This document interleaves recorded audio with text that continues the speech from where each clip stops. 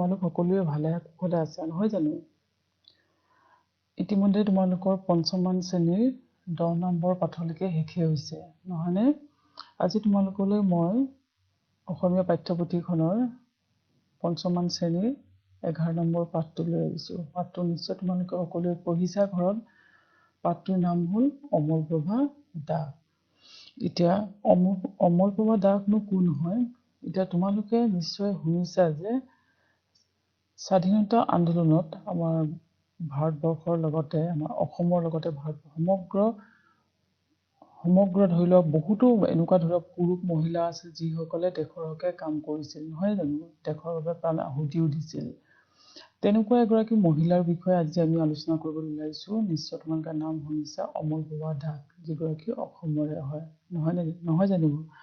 তোমালোকে পঢ়িছা তেওঁনো কি কাম কৰিছিলে অসমৰ বাবে বা দেশৰ বাবে আমি এই পাঠটোৰ জৰিয়তে আজি জানিবলৈ সক্ষম হ'ম।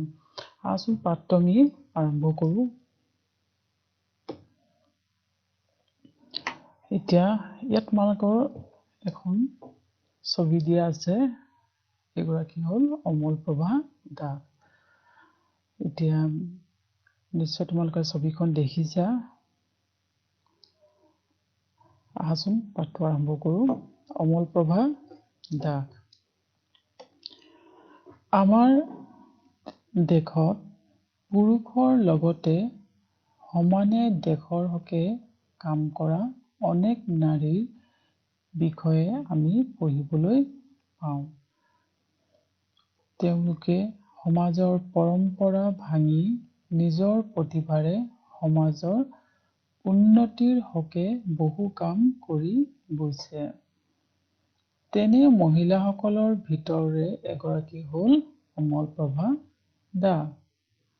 নম্ৰ, বিনয়ী আৰু দৃঢ়তা সম্পন্ন অমলপ্ৰভা দাসে জাতিৰ পিতা মহাত্মা গান্ধী আৰু আচাৰ্য বিনোৱাজীৰ আদৰ্শতে নিজকে বিলীন কৰি দিছিল।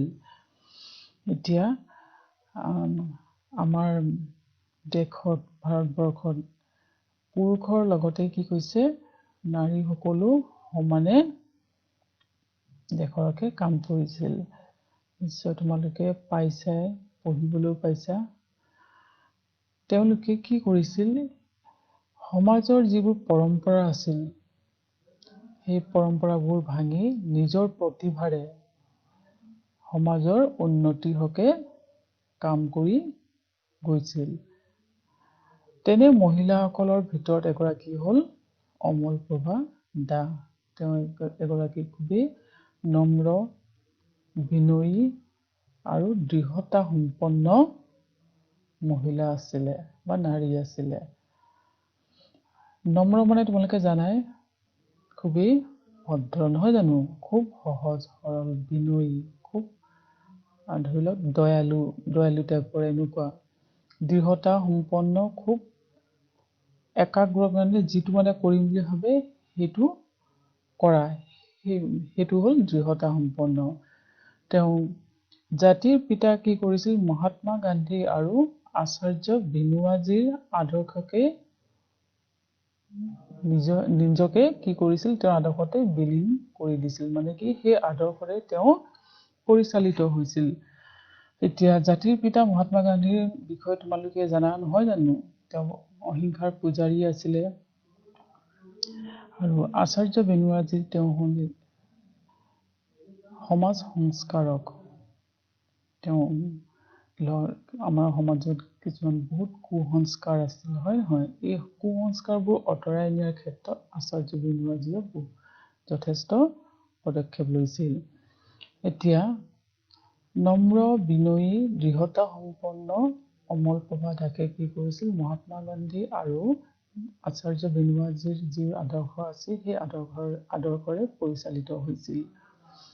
সৰুৰে পৰাই নিজৰ ঘৰখনতে অমলপ্ৰভা দাসে সমাজ সেৱা তথা দেশ সেৱাৰ এটি পৰিৱেশ পাইছিল।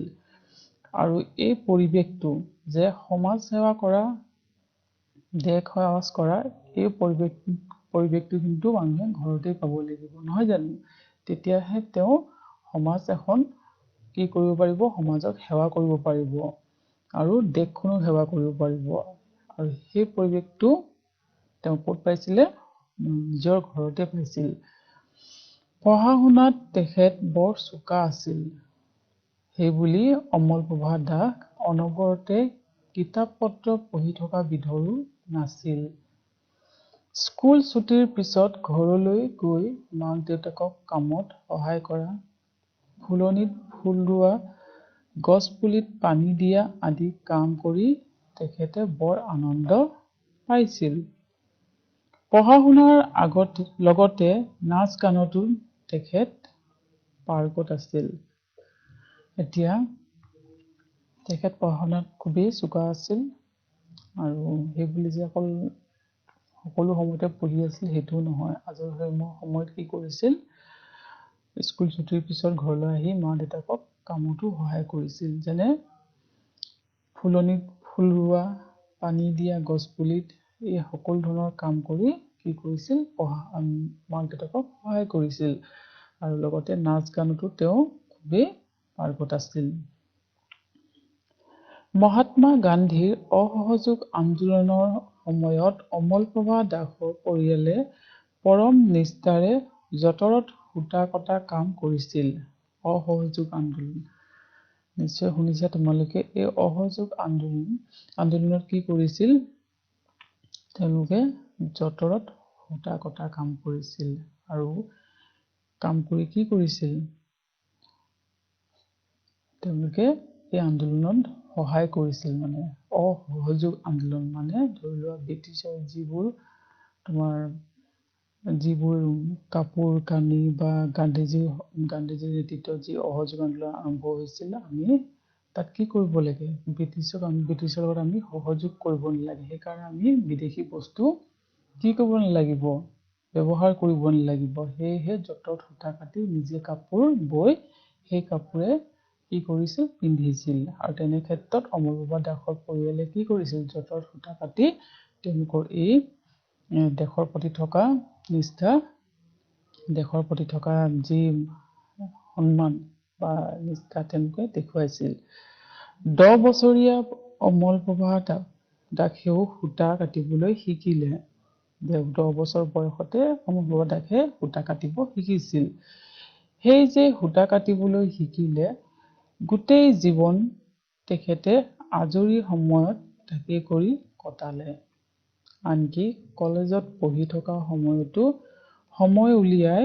তেখেতে সূতা কাটিছিল যি সৰুৰ পৰাই তেওঁ সূতা কাটিব শিকিছিল সেইটো তেওঁ ৰখি যোৱা নাছিল কেতিয়াও তেওঁ আজৰি সময় পালে সূতা কাটিছিল আৰু কলেজত পঢ়ি থকা সময়তো সূতা কাটি ভাল পাইছিল সূতা কাটিছিল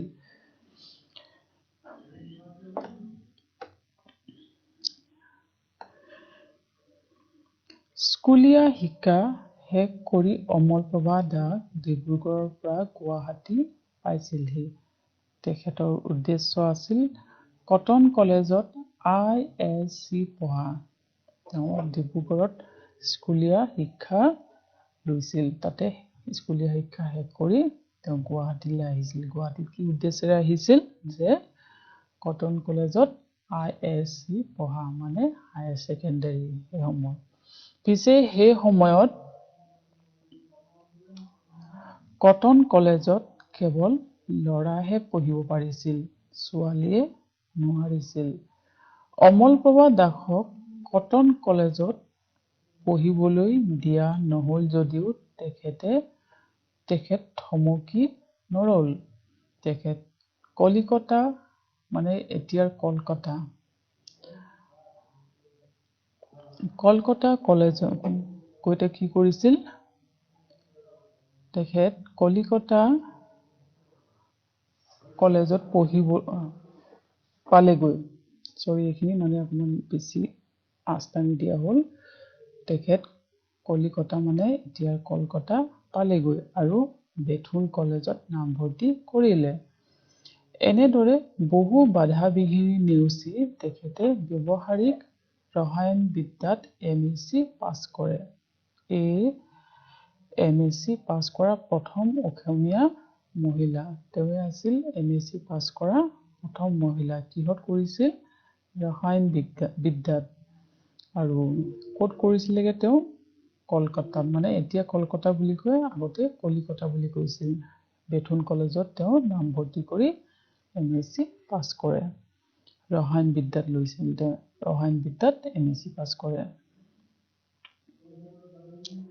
স্বাধীনতা আন্দোলনৰ বাবে গাঁৱৰ মানুহক একত্ৰিত কৰিবলৈ অমল প্ৰভা দাসে গাঁৱে গাঁৱে ঘূৰি ফুৰিছিল এনেদৰে ঘূৰি ফুৰোতে তেখেত গাঁৱৰ দুখীয়া মানুহৰ দুখ যন্ত্ৰণা দেখি ব্যথিত হৈছিল তেতিয়াই তেখেতে উপলব্ধি কৰিছিল যে গান্ধীজীৰ আদৰ্শৰে ঘৰুৱা উদ্যোগ পাতি দেশবাসীয়ে আৰ্থিক অৱস্থা টনকিয়াল কৰিব পাৰে স্বাধীনতা আন্দোলনৰ সময়ত কি হৈছিল গাঁৱে গাঁৱে মানুহক তেওঁলোকে একত্ৰিত কৰিছিল আৰু তেতিয়া সেই দুখীয়া মানুহৰ দুখ দেখি তেওঁ খুবেই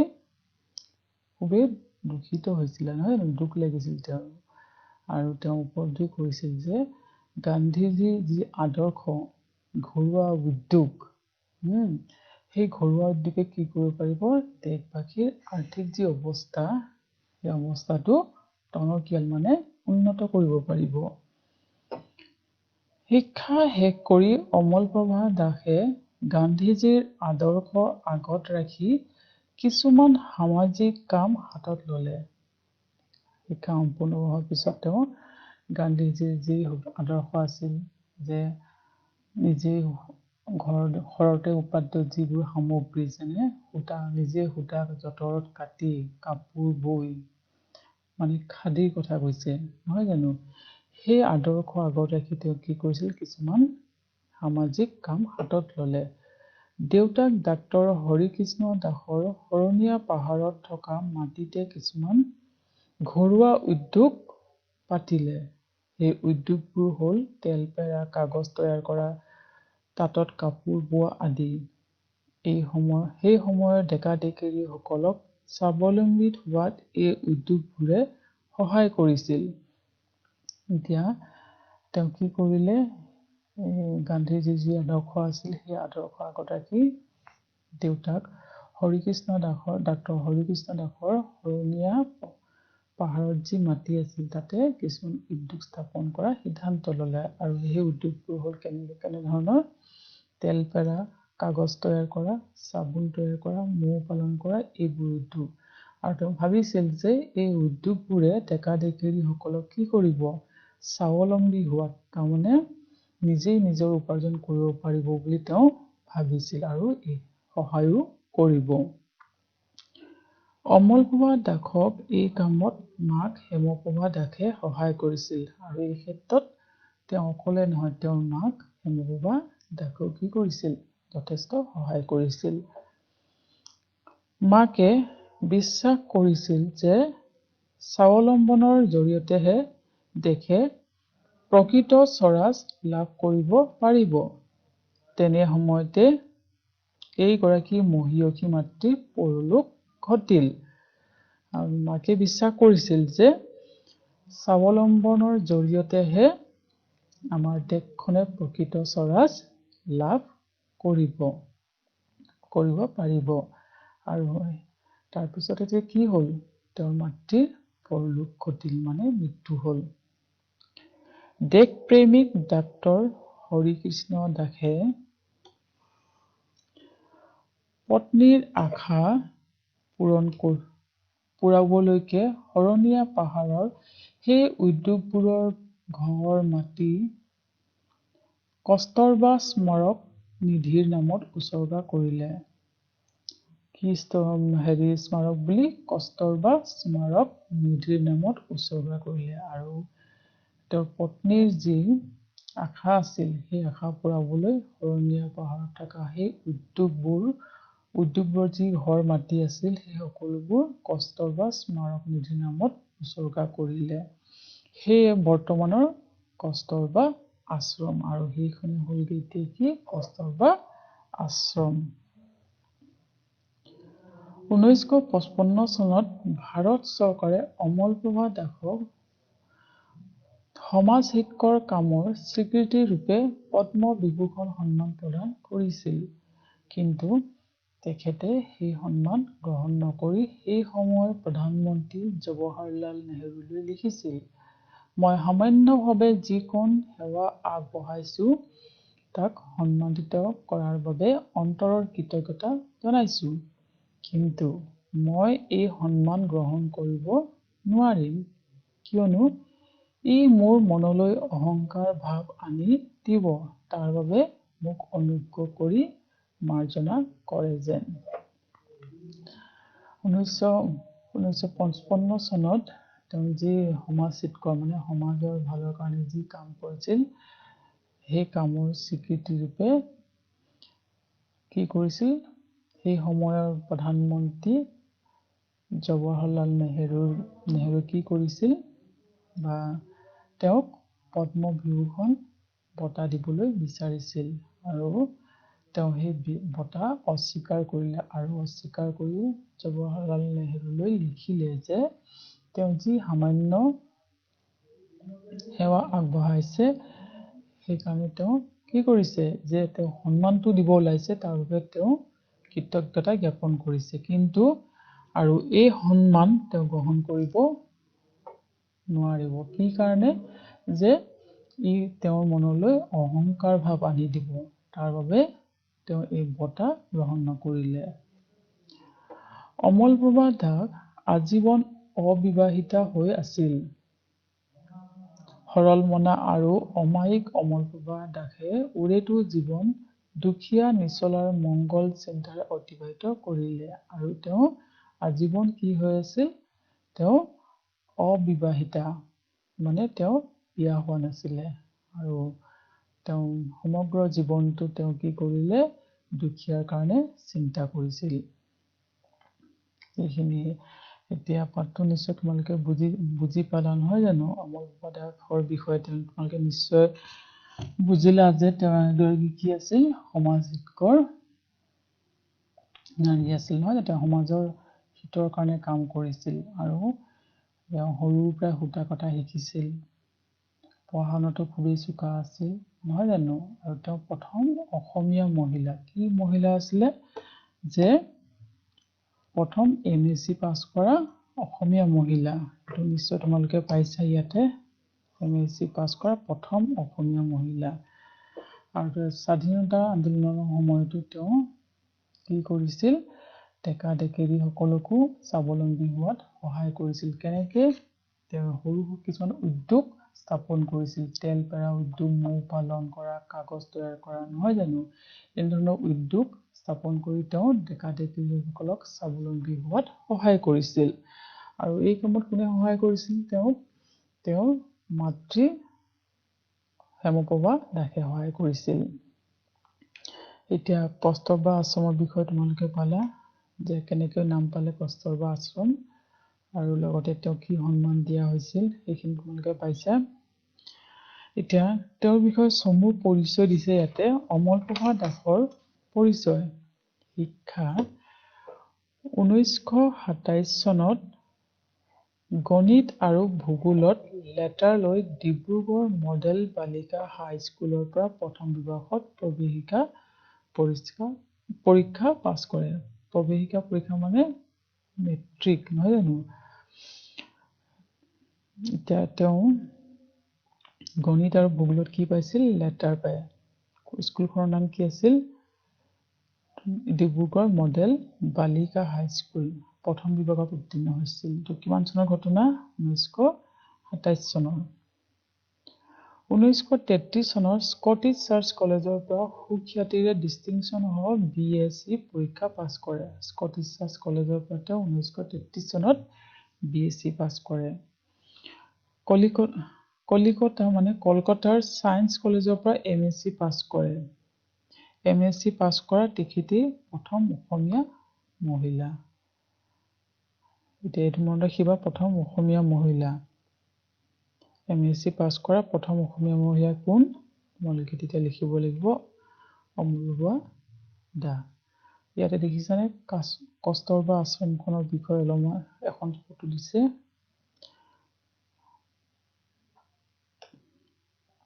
পাঠটো নিশ্চয় তোমালোকে বুজি পালা। এতিয়া আমি প্ৰশ্ন উত্তৰলৈ আহোঁ। প্ৰশ্ন উত্তৰখিনি খুবেই সহজ। তোমালোকে পাঠটো যদি পঢ়িছা বা পঢ়িলে নিজে প্ৰশ্ন উত্তৰখিনি কৰিব পাৰিবা। তাৰ আগতে পাঠটো শুদ্ধ উচ্চাৰণে পঢ়িবলৈ চেষ্টা কৰিবা। এতিয়া আমাক দিছে অমলপ্ৰভা দাসৰ পিতৃ আৰু মাতৃ কোন আছিল? অমলপ্ৰভা দাসৰ মাতৃ হেমপ্ৰভা দাস আৰু পিতৃ দেশপ্ৰেমিক ডাক্তৰ হৰিকৃষ্ণ দাস আছিল। এইটো নিশ্চয় তোমালোকে পাইছা পাঠটো পঢ়ি যাওঁতে, নহয় জানো? অমলপ্ৰভা দাসৰ মাতৃ হেমপ্ৰভা দাস আৰু পিতৃ এতিয়া দেশপ্ৰেমিক আছিল কাৰণে মই দেশপ্ৰেমিক দি দিছো ডাক্তৰ হৰিকৃষ্ণ দাস। অমলপ্ৰভা দাসে কেতিয়াৰ পৰা সূতা কাটিবলৈ আৰম্ভ কৰিছিল? পাঠটোত পাইছা তোমালোকে অমলপ্ৰভা দাসে 10 বছৰ বয়সৰ পৰা সূতা কাটিবলৈ শিকিছিল। ঘৰটো চোৱা, তেখেতে শৰণীয়া পাহাৰত কি কি উদ্যোগ পাতিছিল? উত্তৰ, তেখেতে শৰণীয়া পাহাৰত তেল পেৰা, কাগজ তৈয়াৰ কৰা, মৌ পালন কৰা, তাঁতত কাপোৰ বোৱা আদি উদ্যোগ পাতিছিল। মনত থাকিব এইখিনি নিশ্চয়। এতিয়া ঘৰটো চোৱা, এই উদ্যোগবোৰে কেনেকৈ সহায় কৰিব বুলি তেখেতে ভাবিছিল? এই উদ্যোগবোৰে ডেকা ডেকেৰীসকলক স্বাৱলম্বী হোৱাত সহায় কৰিব বুলি ভাবিছিল। চৰকাৰে অমলপ্ৰভা দাসক কি সন্মান দিবলৈ বিচাৰিছিল? তেখেতক কি সন্মান দিবলৈ বিচাৰিছিল? চৰকাৰে তেখেতক পদ্মবিভূষণ সন্মান দিবলৈ বিচাৰিছিল। এইখিনি প্ৰশ্নটোখিনি আশা কৰিলো নিজে কৰিবা। এতিয়া তলত চোৱা, তলৰ কথাখিনি কোনে কাক কিয় কৈছিল? কোৱা আৰু লিখা। এতিয়া দফা এটা দি দিছে চোৱা, মই সামান্যভাৱে যিকণ সেৱা আগবঢ়াইছো তাক সন্মানিত কৰাৰ বাবে অন্তৰৰ পৰা কৃতজ্ঞতা জনাইছো।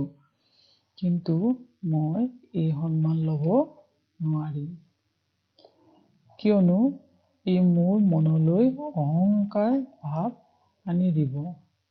তাৰ বাবে মোক অনুগ্ৰহ কৰি মাৰ্জনা কৰে যেন। তেওঁ 1955 চনত যেতিয়া তেওঁ জনহিতকৰ কামৰ বাবে সেই সময়ৰ প্ৰধানমন্ত্ৰী জৱাহৰলাল নেহৰুৱে কি কৰিছিল, তেওঁক পদ্মবিভূষণ বঁটা দিবলৈ ওলাইছিল আৰু তেওঁ সেই বঁটা গ্ৰহণ কৰা নাছিলে। কি কাৰণে গ্ৰহণ কৰা নাছিল? যে তেওঁৰ মনলৈ কি ভাৱ আহিব? অহংকাৰ ভাৱ আহিব। এই কথাষাৰ অমলপ্ৰভা দাসে জৱাহৰলাল নেহৰুলৈ এখন চিঠি লিখিছিল। কি কাৰণে লিখিছিল? যেতিয়া তেওঁক পদ্মবিভূষণ বঁটা দিবলৈ ওলাইছিল আৰু তেওঁ সেই বঁটা স্বীকাৰ কৰা নাছিল। এতিয়া স্কুলীয়া জীৱনত অমলপ্ৰভা দাসে পঢ়াৰ উপৰি মাক দেউতাকক কি কি কামত সহায় কৰিছিল? সেইখিনি নিশ্চয় তোমালোকে পাইছা। কি কি আছিলে? গছ পুলি ৰোৱা, ফুলত পানী দিয়া, এই সকলোবোৰ কামত মাক দেউতাকক সহায় কৰিছিল। কটন কলেজত তেখেতক পঢ়িবলৈ কিয় দিয়া নাছিল? কাৰণ সেই সময়ত কটন কলেজত কেৱল ল'ৰাহে পঢ়িব পাৰিছিল। শৰণীয়া পাহাৰত উদ্যোগসমূহ স্থাপন কৰাৰ উদ্দেশ্য কি আছিল? যে ডেকা ডেকেৰীসকলক স্বাৱলম্বী কৰাই হ'ল একমাত্ৰ উদ্দেশ্য। কি উদ্দেশ্য? সেই শৰণীয়া পাহাৰত সেই উদ্যোগবোৰ স্থাপন কৰাৰ।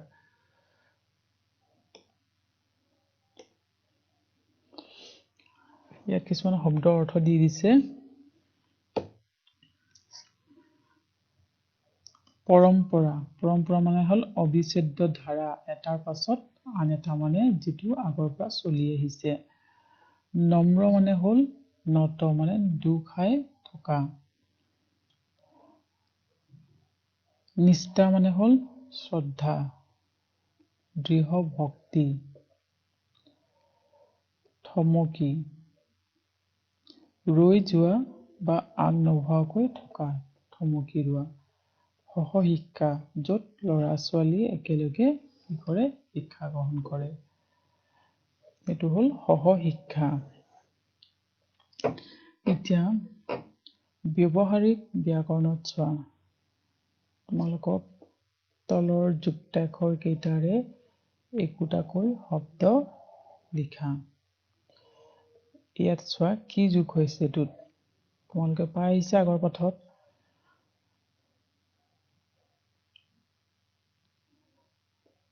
তোমালোকে নিশ্চয় পাইছা নহয় এটা এটা শব্দ লিখিব দিছে বৈৰব্য তাত হচৌকাৰ নহয় জানো এতিয়া এইটো যুক্তাক্ষৰে কি শব্দ হ'ব পাৰে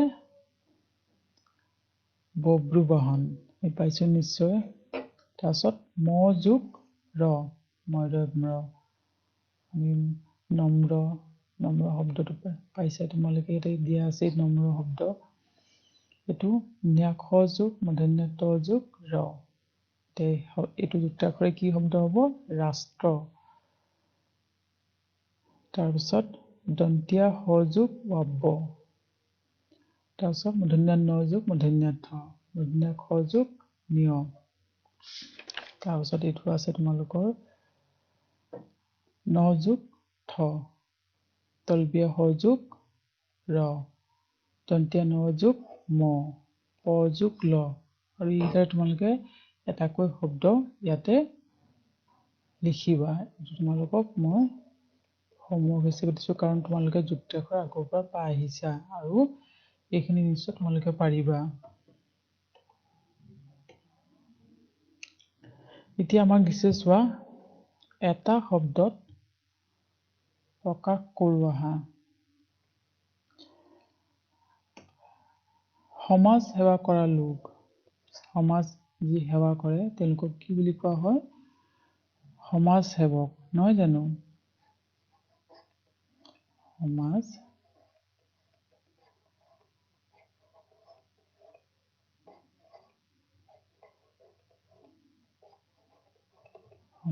সেৱক দেশক ভাল পোৱা মানুহ দেশ প্ৰেমিক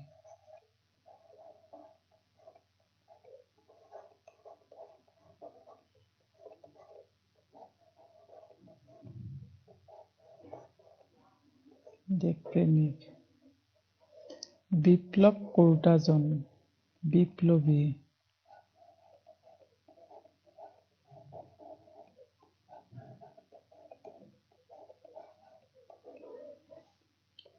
দেশৰ কাৰণে মৃত্যুবৰণ কৰা লোক শ্বহীদ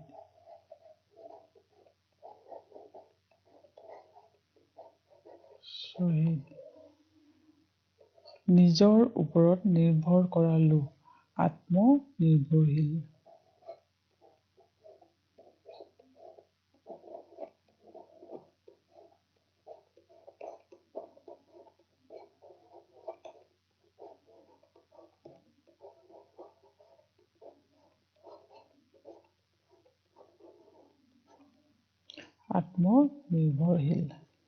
এতিয়া পালা তোমাৰ সমাজ সেৱা কৰা লোকক কি বুলি কোৱা হয় সমাজ সেৱক দেশক ভাল পোৱা মানুহ দেশ প্ৰেমিক আৰু বিপ্লৱ কৰোঁতাজন কি বিপ্লৱী দেশৰ কাৰণে মৃত্যুবৰণ কৰা লোক শ্বহীদ আৰু নিজৰ ওপৰত নিৰ্ভৰ কৰা লোক আত্মনিৰ্ভৰশীল এইখিনি তোমালোকে নিশ্চয় পাৰিবা আশা কৰিলো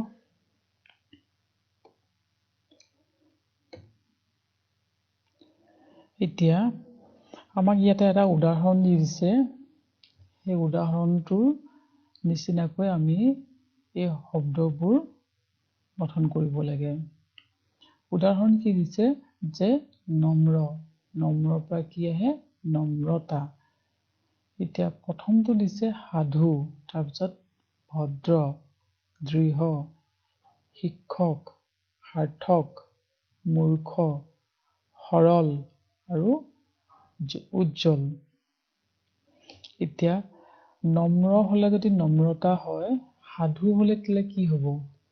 নিশ্চয় সাধুতা হব, নহয় জানো?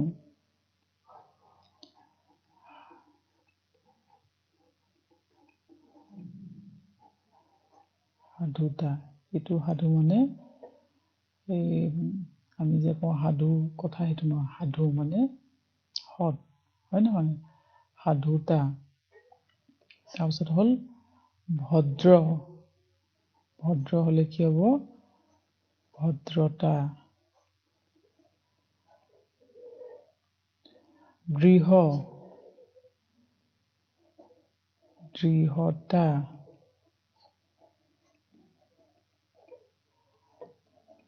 দৃঢ়তা। শিক্ষক,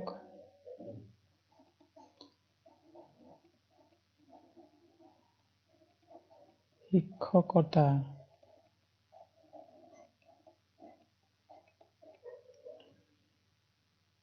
সাৰ্থক, সাৰ্থক হলে কি হব? সাৰ্থকতা।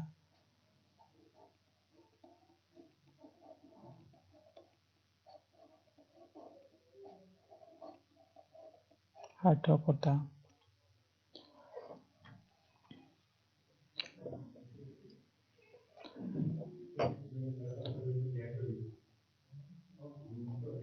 মূৰ্খ, মূৰ্খতা।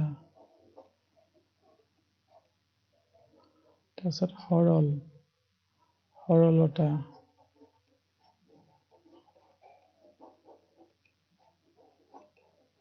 সৰলতা। উজ্জ্বল, উজ্জ্বলতা।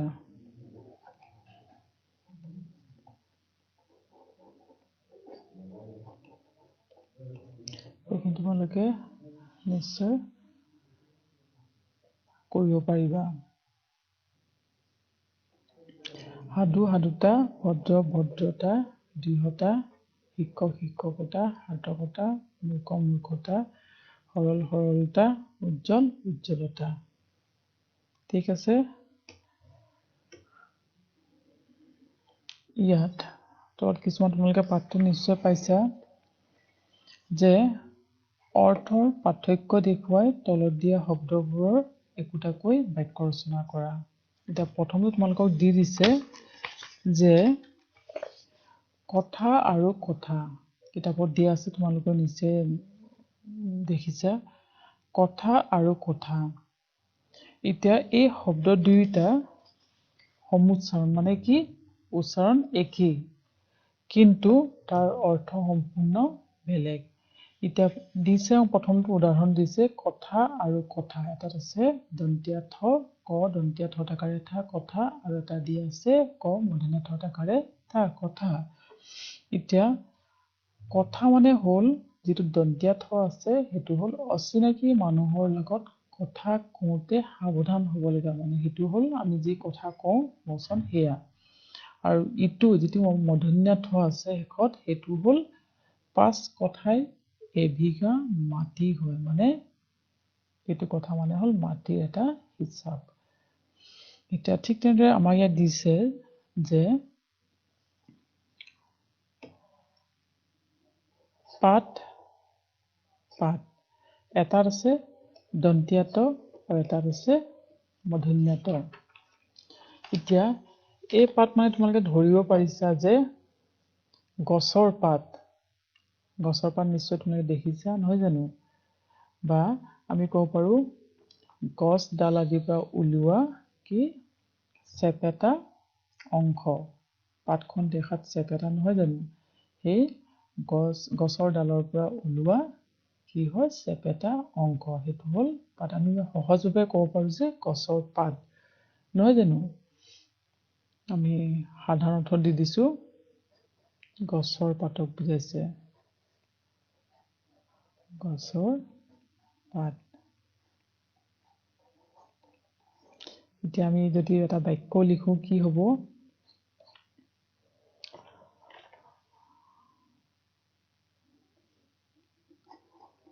গছৰ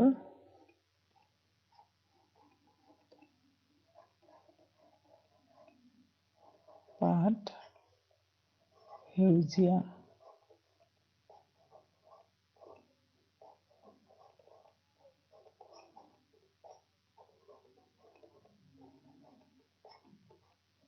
গছৰ পাত সেউজীয়া নহয় জানো এতিয়া এই পাতটোৱে কি বুজাইছে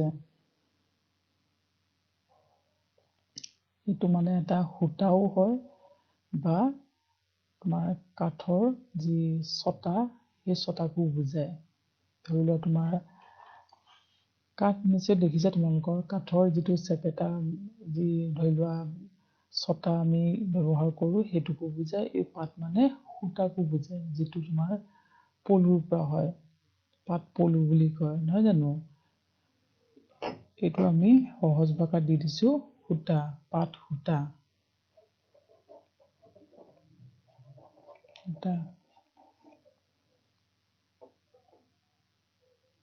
মই এতিয়া দি দিছো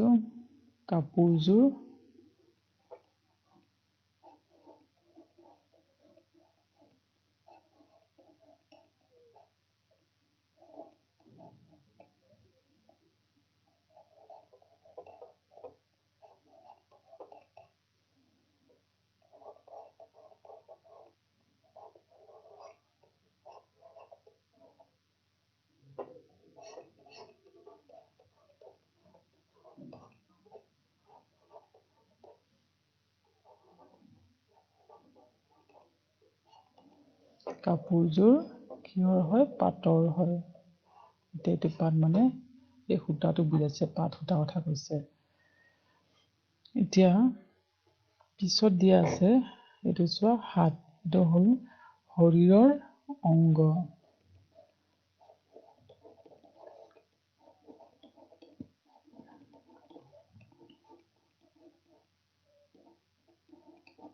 অংগ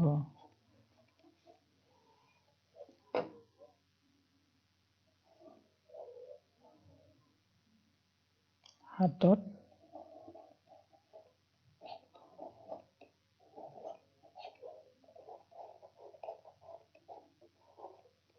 পাঁচটা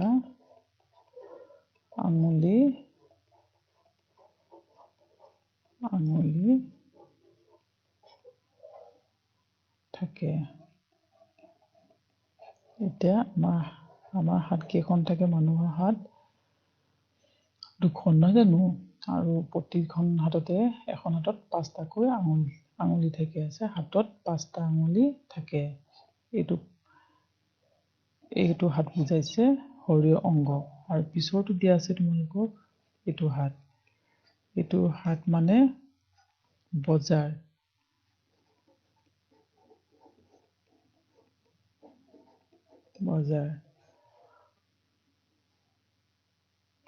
সোমবাৰে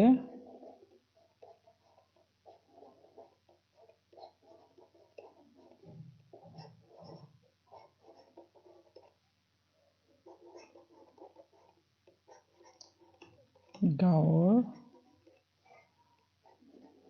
মানুহবোৰ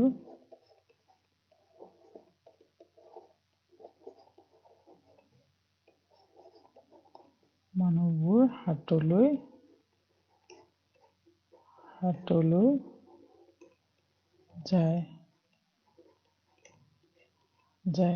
সোমবাৰে গাঁৱৰ মানুহবোৰ হাটলৈ যায় এই হাটটো মানে হ'ল বজাৰক বুজাইছে এতিয়া চোৱা আমি ইয়াত পালো কি পাত মানে হ'ল গছৰ পাত সেউজীয়া আমি বা গছৰ ডালৰ পৰা ওলোৱা পাতল অংশ সেইটো বুজায় এইটো পাত মানে হ'ল সূতা আৰু বা কাঠৰ যি ছটা সেইটোকো বুজায় মই সূতাটোক কৈছো ইয়াতে কাপোৰযোৰ পাতৰ হয় এতিয়া চোৱা এই হাত মানে হ'ল শৰীৰৰ অংগ মানে এতিয়া আমাৰ হাতত পাঁচটা আঙুলি থাকে আমাৰ হাত দুখন নহয় জানো সেই হাতক বুজাইছে আৰু এইটো হাত মানে হ'ল বজাৰ সোমবাৰে গাঁৱৰ মানুহবোৰ হাটলৈ যায় এই হাতটো চোৱা, এটাত আছে দন্তীয়া ত, দন্তীয়া তটো হ'ল শৰীৰৰ অংগ আৰু মূৰ্ধন্য ট থকাটো হ'ল বজাৰ। এনেকে যিবোৰ সমুচ্চাৰণ শব্দ আছে সেই শব্দবিলাকৰ অৰ্থ আমি বুজি পাব লাগিব। এতিয়া ইয়াত যদি মই মূৰ্ধন্য টটো দি দিওঁ তেতিয়া সম্পূৰ্ণ বাক্যটোৰ অৰ্থ সলনি হৈ যাব। শব্দবোৰৰ উচ্চাৰণ ঠিকে একেই হয়, কিন্তু তাৰ যিটো বানানবোৰৰ পাৰ্থক্য আছে। ঠিক তেনেদৰে তাৰ অৰ্থৰো পাৰ্থক্য আছে। আজি এই দুটাই দিলোঁ তোমালোকক।